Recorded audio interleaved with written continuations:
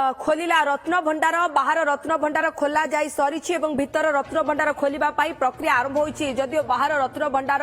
विभिन्न समय खोले जेमति कि सुना बेस हेउ महाप्रभुंकर अन्य कोनोसी जेतेबेले पर्वपर्वाणी पळे महाप्रभुंक पाखरे सुना लागि हेबो सेति बाहर रत्न भंडार बारंबार खोला जाए किंतु बाहर रत्न भंडार देकी ही भीतर रत्न भंडार को प्रवेश हेबो सेति ठीक गोटाए 28 समय बाहर रत्न भंडार खोला गला एवं आज ही जेकोनोसी मते भी भीतर रत्न भंडार खोला जिवो। ये जेकोनोसी मत ये उठुची जदि चाबी रे न खोला जाई पारिला ताले ताला को भंगा मध्य जीव किंतु रत्न भंडार आज ही खोलिब। आज जदियो गणति मणति करा जीव नाही बोली स्पष्ट करा जायछि ता से प्रक्रिया होत आसंत कालीठू आरंभ होई पारे किंतु रत्न भंडार रे खोलिबा एवं 11 जनिया सदस्य ता भीतर को प्रवेश करबा आज निर्धार्य। ये आपण देखि पाछंती से मोर ट्वीट आसी पुणी थरे सोशल साइट एक्स रे आसी पहुंचला जे जेतेबेले रत्न भंडार खोला जाउछि सेतेबेले सरकार मध्य निश्चित रूपे उत्कंठा रखुचंती काहेकि ना नुवा सरकार आसीबा परे ही ये प्रक्रिया आरंभ होईछि बा कहि परिबा जे कोठी ना कोठी ये दृढ़ पदक्षेप नैछंती जे रत्न भंडार खोला जिवो एवं आज खोलिला भी। हम सहित लगातार भावे मसूदन मिश्र उपस्थित रहउछंती।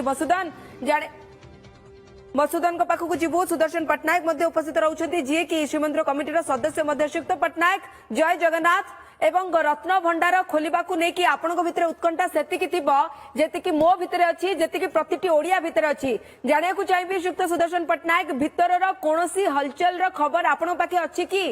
जय जगन्नाथ जहां आपण कहिले जेंती आपण एवं मो परि कोटी कोटी जगन्नाथ प्रेमी सारा विश्व रे ए मुहूर्त को अपेक्षा करि बसंती जे महाप्रभुंक रत्न भंडार आज खोलिबो एवं आमे समस्ते मुक्त पिला बेलू शुणी आसुची रत्न भंडार खोलिबो खोलिबो बोली सब बेले शुणी आसुली किंतु से स्वाक्षर होबाकू जाउची एवं ये गोटे लिपिबद्ध ही रहिबो गोटे ऐतिहासिक मुहूर्त होबो सारा विश्व पई एवं प्रत्येकटी जगन्नाथ प्रेमी को पई जे आजिर ए मुहूर्त कहीं ना आपणकर मन थिबो गत वर्ष ठीक एही मास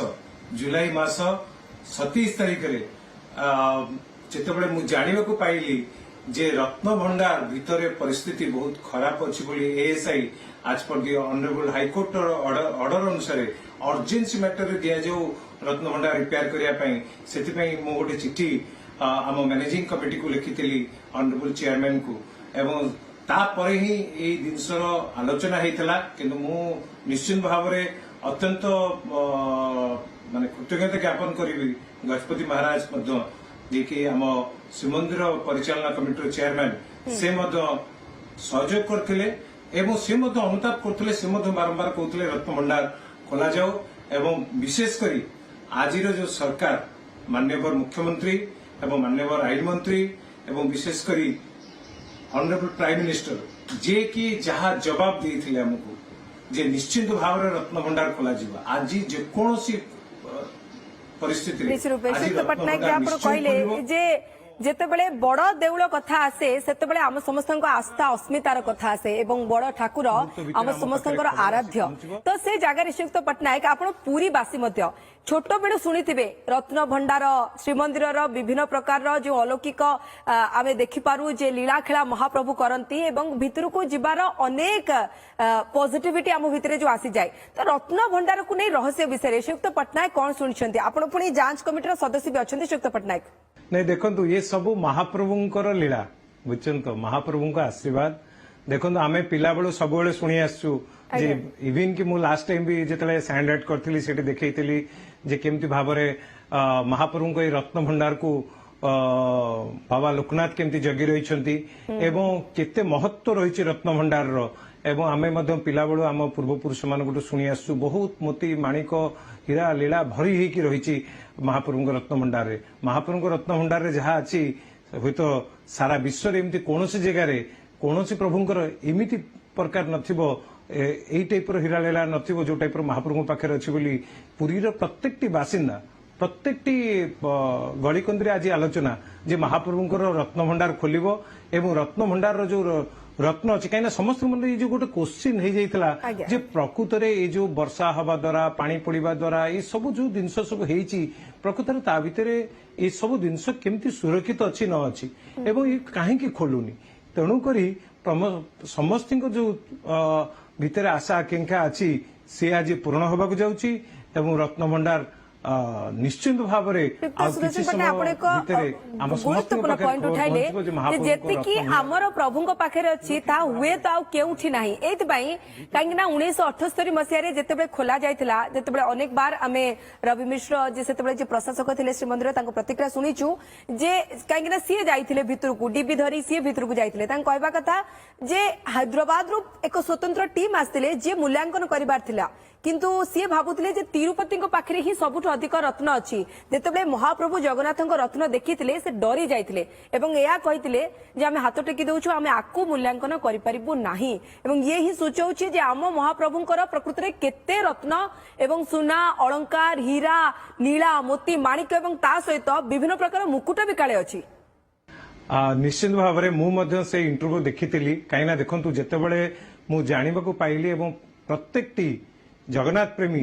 निश्चित भाव में सारा विश्व रे देखिए जहाँ महाप्रभु जगन्नाथ पाखे जो अलंकार रही से अलंकार सारा विश्वर कौन कोणर नथिबो सेतबेले आम पाखे हुए तो एते सरंजाम नथिला जे आम मापकाठी भाव में जानी पारु नथिले जे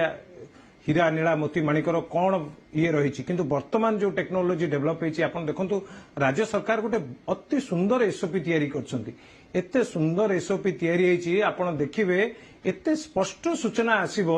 सारा विश्व अनै रही जिवो जे महाप्रभु जगन्नाथଙ୍କ पाखरे किमिति भाव में गच्छित होई एई जो हीरा नीला मोती माणिक एवं समस्त अलंकार केमती भाव रही बिलिया सारा विश्व स्तब्ध हो जो दिन आप देखिए ये सब डिटेल्स आसो कहीं आमर लास्ट टाइम जो इन्वर्टर होता है से टेक्नोलोजी जिनस नाला आज जो टेक्नोलोजी जिनस अच्छी से टेक्नोलोजी बहुत किसी जिनस जानी हेबो एवं से मोर पूरा विश्वास आज भी मोर रूम टांगी देखु आमर इष्ट देवता होचन महाप्रभु जगन्नाथ सारा विश्वर प्रत्येक कोण में मुझे रशिया रे महाप्रभु जगन्नाथंकर बालीरथ निर्माण करथिले एवं जगन्नाथंकर मूर्ति निर्माण करथिले सेठी मध्ये लोक जगन्नाथंक उपरे भक्ति भावना जगन्नाथ प्रति रही तेणु सारा पृथ्वीर प्रत्येक कोण में अपेक्षा कर रही तेणुक श्रीयुक्त पट्टनायक रत्न भंडार खोलिबा परे रत्न गणति मणति भी हेबो हुए तो सेति 2 मास ऊर्ध्व समय लागि पारे सेतेबेले भी आमे प्रति टोडिया गर्व रे कहबे कि देखंतु मो प्रभु पाखरे केते अलंकार हुए तो दुनिया सबुठु अधिक अलंकार मो प्रभु पाखरे ही अछि।